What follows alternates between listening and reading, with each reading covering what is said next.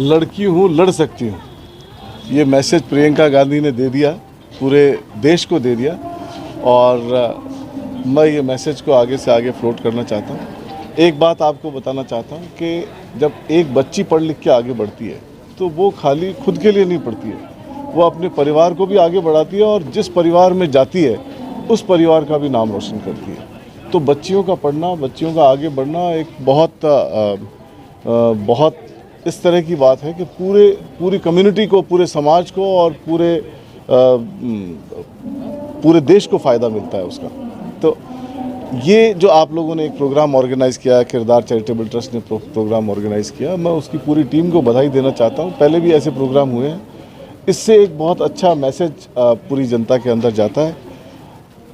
बच्चियां जो आगे बढ़ती हैं वो न केवल अपने पेरेंट्स का नाम रोशन करती है, बल्कि अपनी पूरी सोसाइटी में, पूरे समाज में, पूरे देश में, अपनी स्कूल का, सभी का नाम रोशन होता है। तो मैं सबको बधाई देता हूँ, मुबारकबाद देता हूँ। इफ्तिखारुद्दीन कुरैशी अवार्ड ये दिया गया है क्योंकि मरहूम इफ्तिखारुद्दीन कुरैशी साहब का कोरोना की वजह से पिछले साल इंतकाल हो गया था। उनके लिए 2 शब्द कुछ कहना चाहेंगे?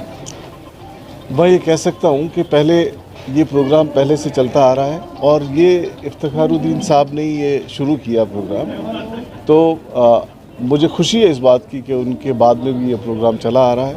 उनकी इच्छा थी कि कौम के अंदर ज़्यादा से ज़्यादा बच्चियाँ पढ़ें और पढ़ करके आगे बढ़े, जिससे सोसाइटी में आदमियों का विज़न बढ़े, लोगों का, फैमिली का और परिवार का की हैसियत बढ़े। तो उनके एक बहुत अच्छी सोच को इन लोगों ने आगे बढ़ाया। मैं सबको बधाई दूँ।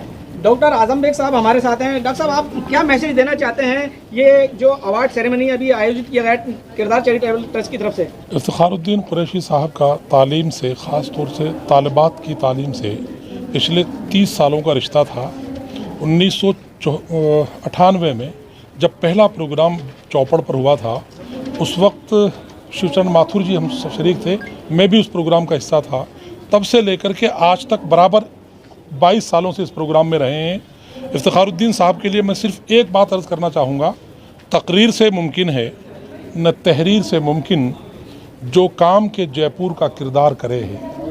इस प्लेटफॉर्म से अब तक राजस्थान की तकरीबन 10,000 लड़कियां सम्मानित हो चुकी हैं, जिनके मार्क्स 99% से लेके और 85% तक रहे हैं।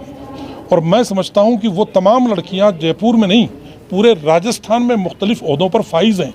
वो जजेस बनी हैं, डॉक्टर्स बनी हैं। 2-3 लड़कियां जो हमने यहाँ सम्मानित की है, उनमें से IAS बनी है।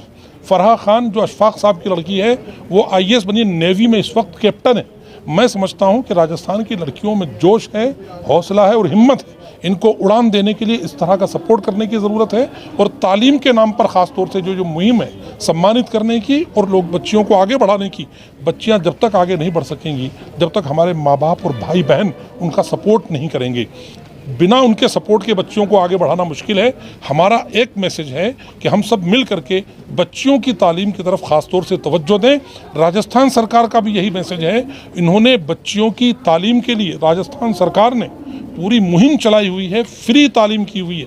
इस मौसम में भी अगर हम नहीं पढ़ेंगे, मैं नहीं समझता कि इसके बाद इतना अच्छा कभी कोई वक्त आएगा। तो हमको आगे बढ़ते रहना चाहिए और तालीम के लिए काम करते रहना चाहिए। बहुत